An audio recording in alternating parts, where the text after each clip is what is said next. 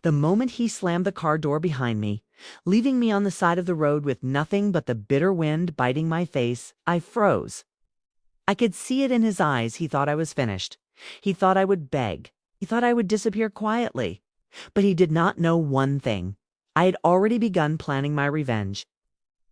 And not just any revenge, something so precise, so unexpected, that it would humiliate him in front of everyone who ever doubted me.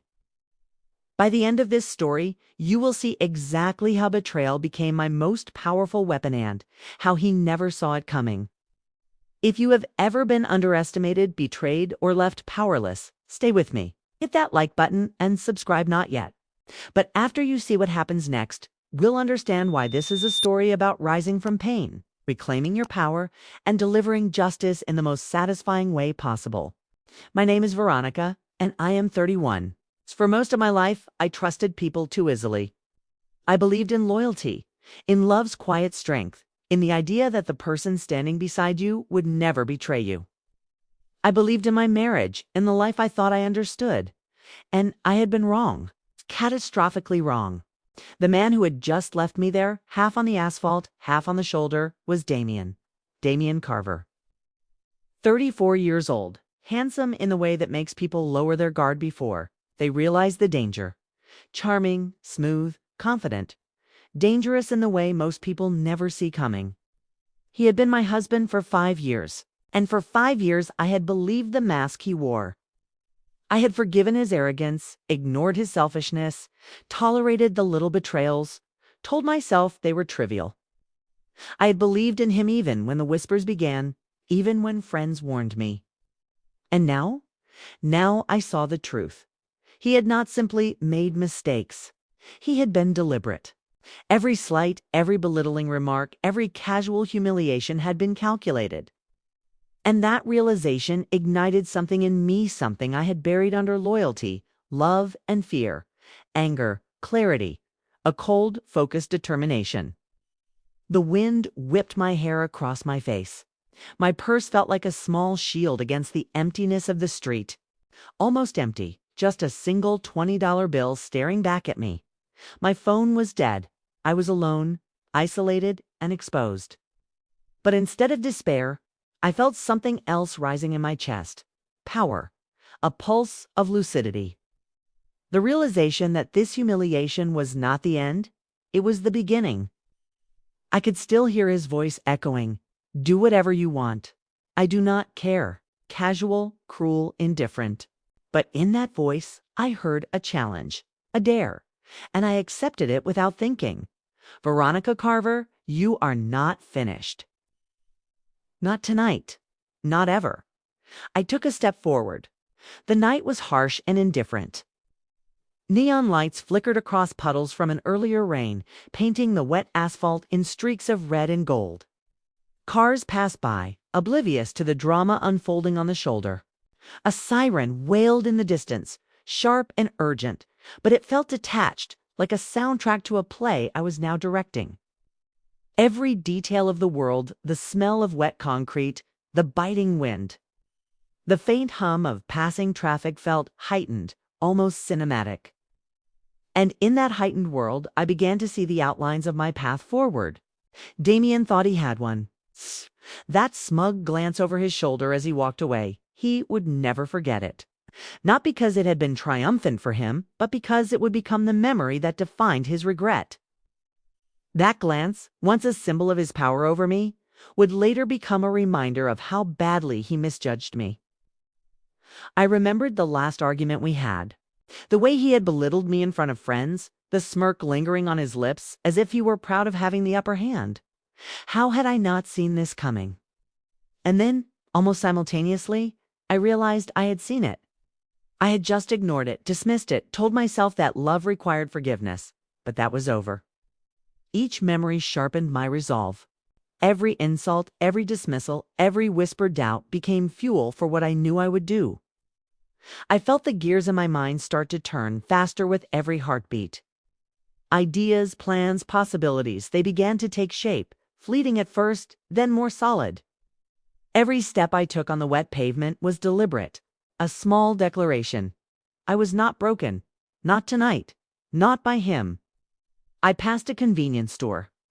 The flicker of neon reflected off the wet sidewalk, casting elongated shadows that seemed to follow me. Laughter drifted from a nearby diner, warm and careless. Couples holding hands, oblivious to the storm building on the edge of their night. And I thought, they have no idea how close I am to turning this around and how spectacularly Damien will learn his lesson. I clenched my purse, feeling the cold sting of metal zipper and leather. Every sense was alert. My mind mapped the situation, the isolation, the risk, the opportunity. I began to imagine scenarios, each one sharper, more precise, more delicious in its inevitability. I would show him strength, cunning, and a vengeance so methodical, so humiliating, that he would never forget the night he left me on that roadside. And then I remembered something he said just weeks ago, a casual taunt I had barely registered at the time. "You re too weak to handle real life? You'll always need me." Weak. That single word ignited the fire that had been smoldering beneath the surface for years. Weak. He had no idea. I walked faster, each step fueled by anger, by clarity, by the thrill of plotting something that had been simmering for far too long. My coat flapped around me, the wind tearing at the hem, my hair whipping into my face, but I didn't care. Every sensation was a reminder that I was alive, awake, and moving toward a moment of reckoning. The city around me hummed, indifferent and unaware, but I felt like the center of a storm that was about to break. For the first time that night, a small, triumphant smile spread across my face. Damien had underestimated me. He had assumed I was powerless, and soon he would learn exactly what happens when you mistake patience, loyalty, and silence for weakness. I was not just surviving. I was planning. I was strategizing. And when the moment command, it would come, he would remember this night forever. Tonight was the beginning. The days after Damien left me on the roadside were worse than I imagined. Not because I cried or panicked, though I did, in the quiet of my apartment, but because his absence was a presence in itself. Every text he didn't send, every call he didn't make, every casual social media post flaunting his life felt like a dagger twisting in slow motion. Damien had always thrived on control, on knowing that I would bend, forgive, and carry the weight of his whims without complaint. But now, with the accident of his arrogance, that control had begun to slip. And he didn't realize it not yet. I had barely settled back into my apartment when the first ripple of his cruelty hit. A friend sent me a message, a photo of him laughing at a rooftop bar, surrounded by colleagues, his arm draped around another woman. She wasn't just a coworker, everyone knew it. The casual intimacy, the smirk on her face, the way he leaned into her, it burned. But more than anger, I felt the sting of patronization. He thought I would spiral. He thought I would beg for answers, cry for him, or stew quietly in jealousy. I didn't. Instead, I felt the ice of determination tighten in my chest. Damien wasn't just careless, he was predictable. That predictability would become his undoing. The next morning, a petty message arrived. A simple text. "You're overreacting, calm down. Stop imagining things." Short, condescending, like a slap disguised as concern. I could almost hear his smug voice as he typed it. Reacting. That was his favorite word whenever I dared to assert myself. But each time he said it, the fire inside me grew. I stared at the message, letting it sit on my screen. Then, deliberately, I put the phone down. I let it linger there like an accusation waiting for its consequence. I did not respond. That was the first small shift in power, the first hint that I was no longer playing his game by his rules. But Damien was relentless. Over the next week, the subtle harassment escalated. Emails marked urgent popped into my inbox, all trivial requests framed as crises. "You need to fix this now." "Why haven't you called me back?" "This is important." Each note carried the same underlying message. I am in control. You will respond. You will submit. Every morning I read them with the same pulse-quickening frustration, the same sharp sting of recognition. He had not changed. He believed he could push, prod, manipulate, and I would bend.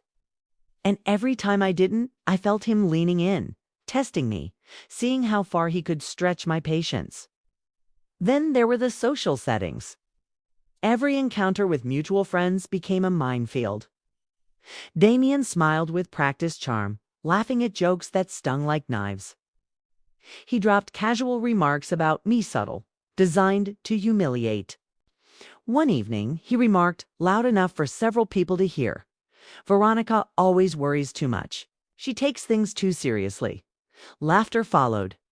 Polite, but it stung. And in that instant, everyone's eyes flicked to me, expecting shame, expecting apology, expecting submission. But I didn't flinch. I smiled. A tight, controlled smile. And that smile, I knew, unsettled him. Each encounter left a lingering tension. My friends began to notice the pattern Damien's dominance. A quiet resistance, but they didn't yet understand how close I was to a reckoning. Neither did Damien. That was my advantage. By the 10th day, his cruelty had taken a sharper, more personal edge. I found a message waiting on my answering machine. "You think you can act like this? You're nothing without me. Don't forget who controls your life." The voice was calm, deliberate, menacing in its casualness. There was no anger in his tone, only certainty. I listened to it twice, then let it go. The calm certainty was a mistake. Confidence like that, unchecked, leaves cracks. Cracks I intended to exploit. I began tracking his patterns, social media posts, meeting schedules, even his favorite coffee shops. Each detail was small, almost invisible, but to me, they formed a map of predictable behavior, a blueprint of arrogance. He was meticulous with his public persona, but careless in private. And that carelessness would be his undoing. The tension escalated further when a neighbor mentioned seeing Damien leave my building at odd hours. He had been watching, stalking, almost. I could feel the thrill of fear, the cold taste of danger, but instead of panic, it sharpened my focus. Every observation, every slight, every insult, it was all fuel for what was coming. And then came the night that nearly broke me, or at least, it should have. Damien showed up at a mutual friend's party, uninvited, confident as always, expecting submission, expecting whispers and compliance. He greeted me with that infuriating smirk, the one that said, "I know you will cave. You always do." He laughed too loudly at jokes I had made in passing, pretending to mock while charming everyone else. Inside me, the fire that had been quietly building for days roared. My hands tightened at my sides. I wanted to snap, to call him out, to explode, but I didn't. Every moment of restraint, every careful smile, every strategic step was setting the stage. He had no idea the game had changed. And yet Damien's manipulation worked on everyone else, guests whispered. He subtly shifted alliances, planting seeds of doubt about my reactions, about my competence. Every social encounter became a battlefield, and I was both soldier and strategist. By the end of the evening, the tension was unbearable. Every laugh from him, every glance, every casual touch of his arm against hers tightened the coil in my chest. I wanted to act, but I knew patience now was a weapon as sharp as any verbal blow. As I left the party, walking into the cold night air, I replayed every insult, every slight, every moment he believed he had one. And I smiled a slow, deliberate, dangerous smile. Damien had been building my humiliation, thinking it made him stronger. But what he didn't realize was this: he was building me as well. Every calculated slight, every casual cruelty, every arrogance-laced comment was now a stepping stone for what I planned to unleash. The city lights reflected on wet pavement as I walked. My phone buzzed with a notification, a group chat he had started, filled with mutual friends gossiping about my reaction at the party. He thought he was orchestrating my downfall. He thought he had control, but the first move had already been made. And soon Damien would learn that humiliation can be turned into power. and that the underestimation of the quiet one is always the deadliest mistake. Tonight, the game had escalated, and the rules were about to change. The turning point did not arrive when Damien left me on the roadside. That moment hurt, but it still carried confusion. Shock, the quiet hope that maybe he would regret it. Maybe he would call. Maybe he would explain. The real turning point came later. It came on an ordinary evening in my apartment when I was finally alone with the silence he left behind. I was sitting on the floor, back against the couch, scrolling through my phone without seeing anything. My body was exhausted, but my mind would not rest. That was when a notification appeared. A mutual friend had tagged Damien in a photo. I tapped it without thinking. He was smiling, relaxed, comfortable, surrounded by people who knew nothing. Or worse, knew and did not care. His arm rested casually around the woman from the rooftop bar. Her head tilted toward him, familiar, claimed. The caption read, "New beginnings." Something inside me went very still. Not angry, not devastated, clear. I stared at the screen longer than necessary. I waited for the familiar ache, the tightening in my chest, the urge to defend myself, to explain, to scream into the void of his indifference. It did not come. Instead, a single thought surfaced, sharp and undeniable. He is not confused. He is not conflicted. He is not hurting. He is comfortable. And in that moment, I understood something that changed everything. He had never loved me the way I loved him. He had loved access, control, certainty, and I had mistaken endurance for devotion. The grief I felt then was not for him. 'Twas for myself. For the woman who waited for explanations instead of believing patterns. For the woman who softened her voice so she would not provoke withdrawal. For the woman who thought patience would eventually be rewarded. I stood up slowly and walked to the bathroom mirror. I barely recognized the face staring back at me. Tired eyes, set jaw. A woman holding herself together out of habit, not strength. I looked at her and said out loud for the first time, "This stops now." Not as a threat, not as a promise to anyone else. As a decision. I realized then that I was not angry enough to explode, but I was calm enough to act. And calm is far more dangerous. That was the moment hope died. And when hope died, clarity took its place. I stopped asking why he did it. I stopped wondering what I could have done differently. I stopped imagining closure. Instead, I began asking better questions. Who benefits from this narrative? Who believes him without question? Who else has disappeared quietly from his life? That night, I did not cry. I slept deeply, heavily, like someone who had finally put something down. When I woke the next morning, I did not feel healed. I felt resolved. And resolution is where power begins. I no longer wanted him to understand me. I wanted him to face himself. That was the moment I stopped being someone things happened to, and became someone who decided what happened next. I did not rush my revenge. That was the first rule I set for myself. Damien thrived on impulse and reactions, on chaos, on provoking emotions he could twist to his advantage. I refused to give him that satisfaction. Instead, I watched, quietly, patiently, letting him believe he was still 3 steps ahead. The truth was, he had already handed me the blueprint. Every message he sent, every social post he shared, every smug appearance in public revealed more than he realized. Damien loved being seen, loved admiration, loved control.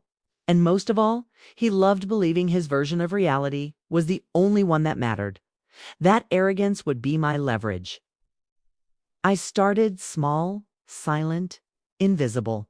I stopped responding entirely, not just to his texts, but to conversations about him. Friends noticed. They asked questions. I smiled and said nothing. Silence unsettles people more than anger ever could, especially men like Damien. Then I began documenting everything: screenshots, voicemails, dates, times, patterns. His late night. Messages that shifted from dismissive to possessive. His sudden interest in where I was, who I was with. The way his tone changed when he realized I was no longer accessible. Control slipping always sounds like panic disguised as authority. A week later, he called. Not angry, not yet. Calm, to calm. You're being dramatic, he said. We should talk like adults. Adults, the word almost made me laugh. I'm busy, I replied. Neutral, polite, final. The pause on the other end was delicious. For the first time, Damien had no script prepared. That night, he posted a photo. Rooftop bar, city skyline. Another woman leaning just a little too close. The caption was casual, carefree, but I knew better. It was bait. I didn't bite. Instead, I made my first move. I reached out to someone Damien never expected me to speak to, again his former business partner. The one he called unstable. The one he claimed had tried to sabotage him. The one who had disappeared quietly after a fallout no one ever explained. We met for coffee, neutral territory, bright daylight, no drama. At first, he was cautious, then curious, then relieved. What he told me confirmed everything I suspected. Damien did not just manipulate emotionally. He manipulated narratives. He rewrote stories, painted himself as the victim, and discarded people once they became inconvenient. Careers, reputations, relationships. All disposable. I didn't reveal my plan. I didn't need to. I was collecting truth. From there, the dominoes fell faster. A casual conversation with a mutual friend revealed whispers at Damien's workplace, missed deadlines, questionable expenses. A sudden promotion that did not sit right with certain people. I didn't interfere. I nudged a forwarded email here. A well-timed question there. Nothing dramatic, nothing obvious. Just enough to shift attention. Damien began unraveling in small, visible ways. He grew sharper in public, more defensive. His charm started to crack at the edges. People noticed. And once people notice, they start looking. Then came the voicemail. You think you're smarter than me? He snapped. You're playing a dangerous game. Listen to it twice. He was afraid. That night, I slept better than I had in years. The execution phase was never about humiliation alone. It was about exposure. It's about letting Damien confront the version of himself he had worked so hard to bury. At a social gathering, a fundraiser he cared deeply about, I arrived alone, confident, calm. Not dressed for revenge, dressed for closure. He saw me across the room. His smile faltered. I didn't approach him. I spoke to others, laughed, engaged. I let him watch as the narrative shifted without him controlling it. Conversations changed direction when I joined. Questions surfaced, denizen ones, framed casually, carrying just enough truth to unsettle. By the time Damien cornered me near the bar, his composure was gone. What are you doing? He hissed. I met his gaze, steady, unapologetic. Living, I said.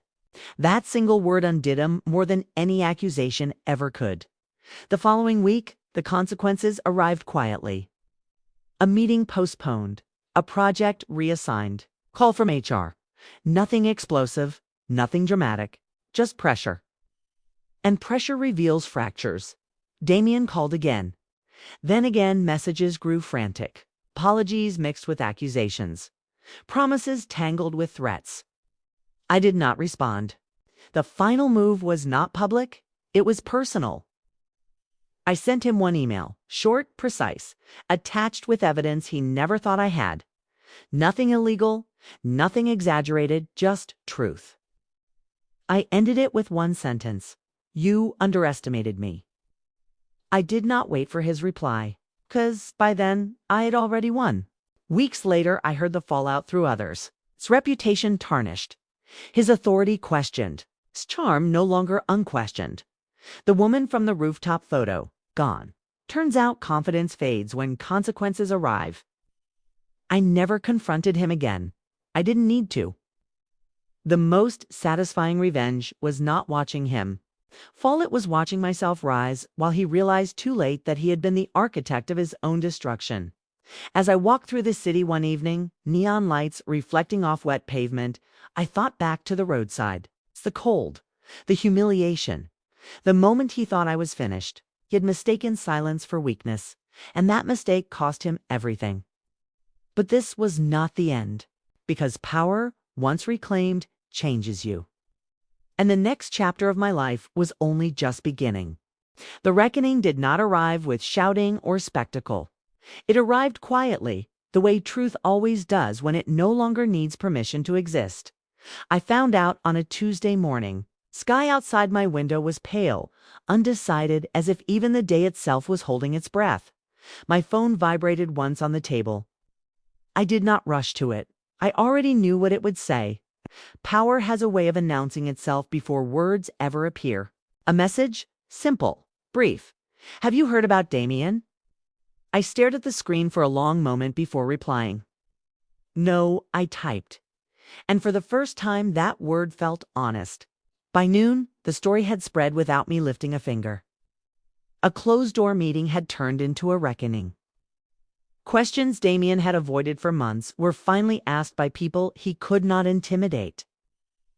Documents were laid out. Timelines were compared. Narratives collapsed under the weight of facts.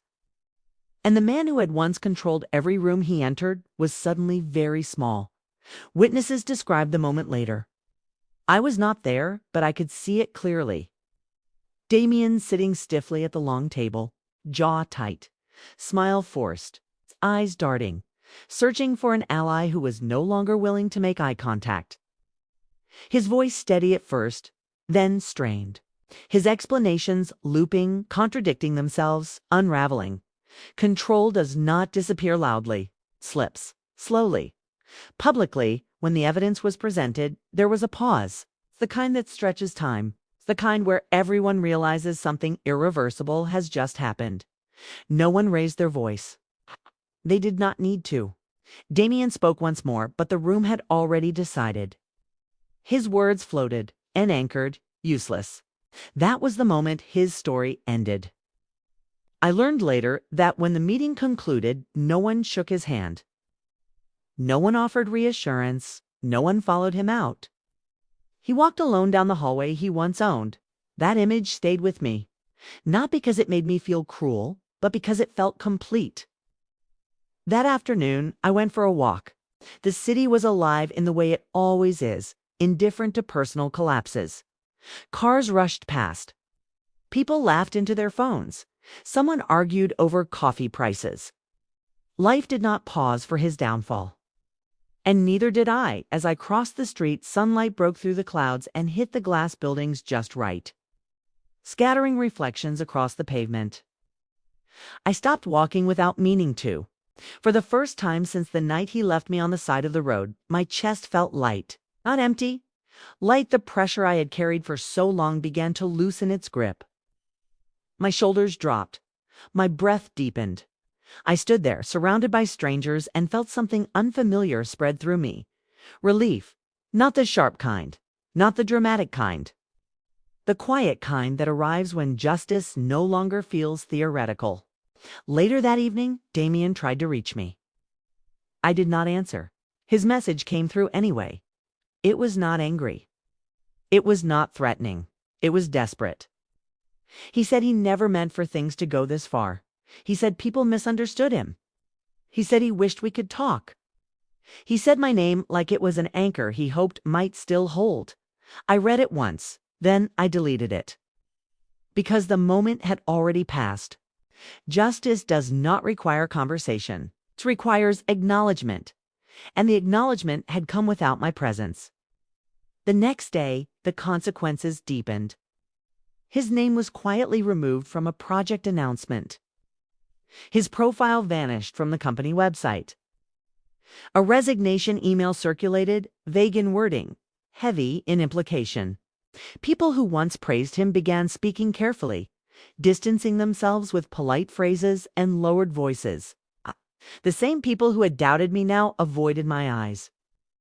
That was the validation, not the apologies, not the explanations, the silence.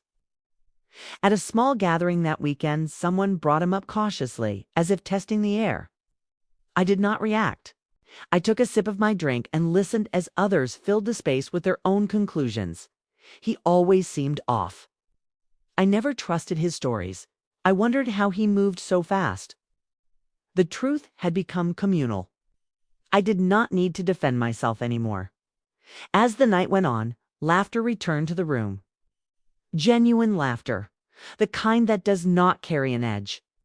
I felt myself smiling without effort, without calculation. I was no longer performing strength. I was simply standing in it.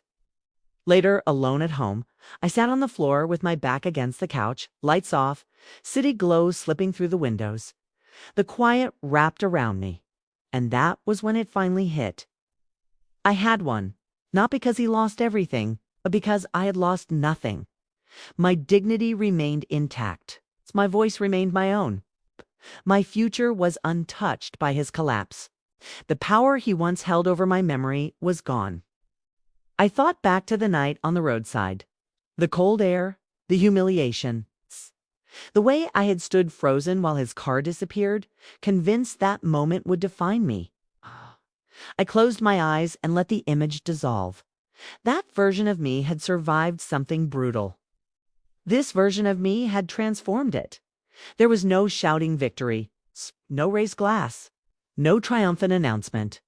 Just a deep, steady calm, the kind earned, not claimed. Days later, I ran into him by accident. A narrow sidewalk, crowded afternoon. He saw me first, could tell by the way his steps faltered. For a split second, his face showed everything. Shock, shame, regret, recognition. I stopped walking, so did he. The world continued around us, but the space between our eyes felt suspended. He opened his mouth. I did not wait to hear what he would say. I held his gaze steady and unafraid and gave him something he never expected. Nothing. No anger, no satisfaction, no acknowledgement. Then I turned and walked away. Behind me, I felt it. The final unraveling, not of his career, but of his illusion. That he had mattered more than he did. As I reached the corner, my reflection appeared in a darkened storefront window. I paused and looked at myself. Stronger posture, clear eyes, unburdened expression. I did not recognize the woman staring back at me. And that was the greatest victory of all, because revenge did not turn me bitter. It turned me free. Justice did not arrive screaming. It arrived complete. And as I stepped forward into the rest of my life, I understood something with absolute certainty. He thought the story ended when he left me on the road. But that was only the moment the ending became inevitable. And this time, I walked away whole. People love to say that revenge poisons the soul, that it hardens you, that it leaves you empty. I believed that once too. I believed strength meant swallowing pain quietly and calling it grace. I believed dignity meant endurance. I believed silence meant survival. I was wrong. What poisons the soul is allowing someone else to write your story and convincing yourself that resistance is cruelty. What hardens you is staying where you are diminished. What empties you is waiting for an apology that was never meant to come. What saved me was not revenge. It was clarity. Karma did not arrive as lightning. It arrived as consequence, as exposure, as the slow, unavoidable gravity of truth pulling everything into alignment. And when it did not ask for my participation, simply unfolded. That is what people misunderstand about karma. It is not about wishing harm. It is about allowing reality to correct itself once lies can no longer stand upright. Damien did not fall because I pushed him. He fell because he built everything on imbalance and arrogance and assumed it would never tip. It always tips. I learned that control thrives in confusion, that manipulation survives on silence, that people who insist they are calm are often the most afraid of losing power. And I learned that the moment you stop explaining yourself to someone committed to misunderstanding you, the dynamic changes forever. Walking away was not weakness. It was refusal. Refusal to perform pain for someone else. Refusal to justify my boundaries. Refusal to keep shrinking so another person could feel tall. There was a time when I thought closure required conversation, that healing required understanding, that moving on meant forgiving. I no longer believe that. Some people do not deserve access to your healing. Some stories do not need reconciliation. Some chapters end not with peace between two people, but with peace inside one. Forgiveness, when forced, becomes another form of self-betrayal. What I chose instead was release. Release from the constant self-doubt. Release from the need to prove what I already knew. Release from the idea that love should cost me my voice. And something surprising happened after that. Life opened. Not dramatically, not all at once, but in quiet ways that mattered more. Mornings felt lighter. Decisions felt clearer. Laughter came without hesitation. I trusted my instincts again. I stopped scanning rooms for approval. I stopped rehearsing conversations that would never happen. I became present. The woman I am now does not replay the roadside moment with shame. She sees it as a line drawn, a boundary enforced by circumstance. A beginning disguised as an ending. That night did not break me. It revealed me. I learned that resilience is not loud. It is consistent. That confidence is not dominance. It is self-possession. And that the most powerful response to disrespect is not reaction, but elevation. Damien lost control because control was all he had. When it slipped, there was nothing underneath to support him. I did not need to celebrate that. I only needed to witness it and keep moving. My life did not improve because it collapsed. It improved because I stopped carrying his weight. That is the lesson no one teaches you. That sometimes the reason you feel exhausted is not because you are weak, but because you are carrying someone else's unresolved damage. When you put it down, you do not just feel lighter. Remember who you were before the burden? I did not become colder after this. I became sharper. I listen more closely now, to tone, to patterns, to my own hesitation. I trust discomfort instead of dismissing it. I leave rooms that feel wrong without apology. I protect my peace like it is sacred because it is. And I no longer mistake attention for affection or control for care. If you are listening to this and you recognize yourself somewhere in my story, hear this clearly. You are not imagining it. You are not too sensitive. You are not overreacting. You are responding to information your intuition has been collecting for a long time. You do not owe closure to someone who denied you truth. You do not owe forgiveness to someone who never took responsibility. You do not owe access to someone who misused it. You owe yourself honesty. And honesty changes everything. The most satisfying ending is not watching someone else fall apart. It is waking up one day and realizing you are no longer waiting for them to matter. That is when you know you are free. If this story stayed with you, if it made you reflect on a moment when you reclaimed your power, take a second to show your support. Smash that like button so more people can find stories like this.